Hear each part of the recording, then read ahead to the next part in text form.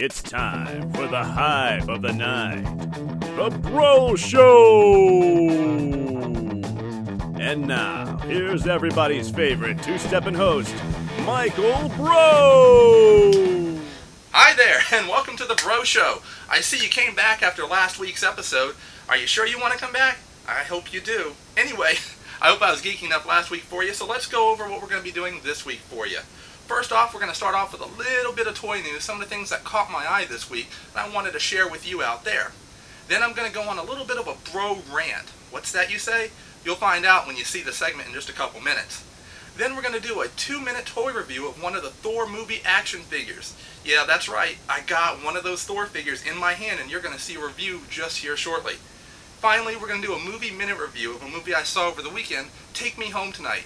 I was a kid of the 80s, I grew up in the 80s, and I wanted to see what some of the adults were doing in the 80s, so I went to see this film, and you'll find out what I thought of it at the end of the show. So stay tuned, come back for the next segment, and find out what's in toy news now. And welcome to the toy news segment of the Breaux Show here. So first off, let me just give you a quick rundown. The toy news segment is just going to basically be things that catch my eye and some of the things that I collect. Won't be everything out there as far as toy news is concerned, but enough to give you a heads up as to what I like and maybe give you some information on something that you like as well. First off, Thor movie action figures. As stated, there's going to be a review here in just a couple minutes, but there's also means that they're starting to show up in stores now. In my area in particular, they're starting to show up at Target stores, so you definitely want to start checking Target, and probably Walmart's and Toys R Us here shortly too, if they're not already there. Second, Playmates, the former home of the Simpsons action figures. Well, they're now the home to a new family. That's right, Family Guy is now coming to Playmates. They're going to be making some of those Sound Talk play sets that a lot of them had for the Simpsons figures, and one of the first ones is going to be the living room with Lois Griffin. That means Peter, Stewie, and all of them will be able to do all their funny antics right there in your own home. Big Bad Toy Store is currently taking pre-orders for them, and I'm sure lots of other places will have them soon and be taking pre-orders shortly as well. Finally, G.I. Joe 2 finally has a movie release date time, sometime in August of 2012. It's a little quick for a movie that probably needs a little more time to be made, but hey, what does Paramount know? They know movies, so I think they'll do okay. They've also chosen a director. Stephen Sommers is not coming back, so John Chu, a dance flick aficionado director, is coming to direct this movie. Yeah, we'll see how well that goes, because his last big movie was the Justin Bieber Experience Never Say Never 3D extravaganza. I'm not sure if I want him directing this movie, but hey, maybe he'll do something good with it. I just hope we don't see G.I. Joe 2, Return of the Arashikage Boogaloo. So that's it for Toy News. Stay tuned for the next segment, a little bit of a bro rant. Okay, so, this is the ranting segment of the Breaux Show. What am I going to rant about? Well, have you ever had a printer when you are trying to print a document with just black ink only? Not print for you? Well, I just had that recently, and I thought it was the stupidest thing ever. Okay, so what am I talking about? The Epson CX74 printer. That's right, the Epson CX7450 printer. I wanted to print just a few documents from online and use black ink only. I had plenty of black ink, plenty of the other two cartridges of ink, but my cyan was empty. I thought, no big deal, not a problem.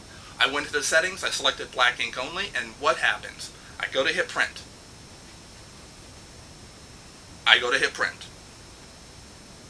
And nothing happens. It doesn't print.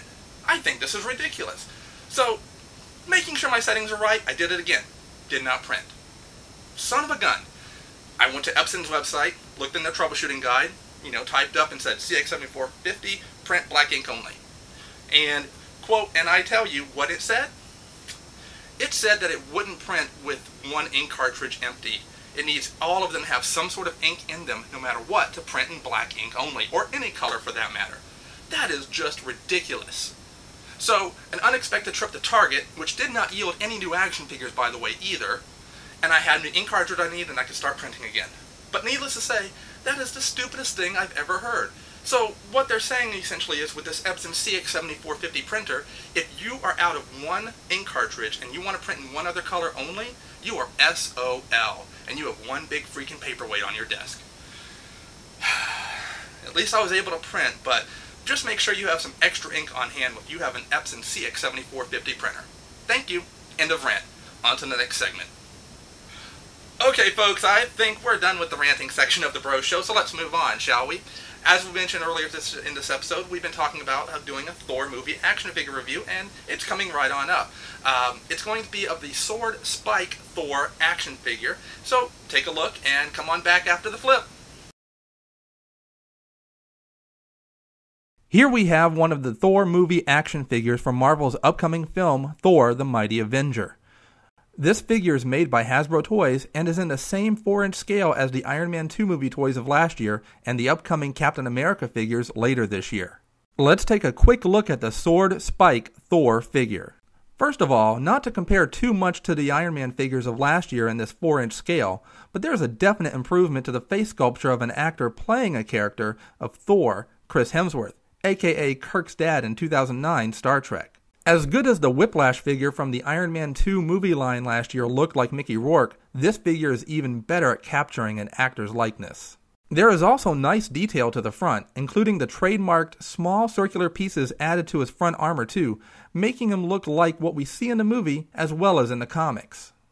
Also of note are the sculpted details of chainmail armor on the arms, sharp and detailed, as well as the one hand ready to carry a certain hammer, and the other opened up with individual fingers looking like he is about to clench a powerful fist. This is really an awesome job in sculpting.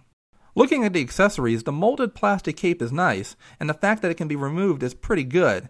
I only wish that the peg that held it in was a little stronger, or that we had gotten a cloth cape, but I can't deny that it looks great on the figure. The sword spike accessory shown here can get tossed in the parts bin. It serves no real purpose except to pop open and look silly. And of course there's Mjolnir, or however you pronounce it. Small, but it looks great. My only complaint about the hammer I have is that you can see a seam in the front and back of the hammer itself. I wish it had been smoothed out just a little bit more. So what's the bottom line? If you want to get the second of your big three for your Movie Universe Avengers team, this is the figure for you. With the classic look of Thor here, and Iron Man from last year, as soon as we get Captain America later this year, the core Avengers are there. With this Thor figure, you'll be 2/3 of the way there already. So I highly recommend this figure. Okay, I hope you enjoyed that toy review of the Thor movie action figures. Let's go on to our Movie Minute review, this time of a movie that I saw this weekend called Take Me Home Tonight. The movie stars Topher Grace of That 70s Show fame, and Dan Fogler from the kind of geeky movie Fanboys. These two play best friends who end up going through a wild and wacky crazy night. You can read my full review over at thetoyroom-redo.com, and eventually I'm going to get that ported over to thebroShow.com. Needless to say, I really enjoyed this movie.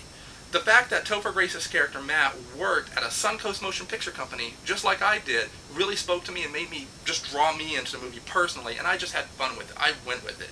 It's set in the summer of 1988, and these guys have a wild and crazy night, especially when both of them have no idea what they're going to do with their lives. Topher Grace's character had just graduated from MIT and had no idea what he wanted to do. Dan Fogler's character, well, you just need to see the movie to see what happens to him. It's a really fun flick. I thoroughly enjoyed it. You need to go see it in the theater, especially since I was one of only 3 people in the theater I saw it at. If you don't see it in the theater, make sure that when you buy it or rent it, get it on VHS and experience it like you should if you're watching a movie that's set in the 80s. And that's on your big-ass VHS VCR at home. So, I hope you enjoy the movie. Go check it out. I highly recommend it. 2 thumbs up and even a couple toes if you can. Alright everybody, I hope you had as much fun watching the show as I had making the show for you. Come on back next week to see some more wackiness and craziness here, and you never know, there might even be a certain red-garbed character running around the show just kind of making some craziness for us here. If you know who I am, or if you know what I like, you'll know who it might be. Or maybe not. You guys have a great day, and come on back next week to check out the show. Take care, everybody!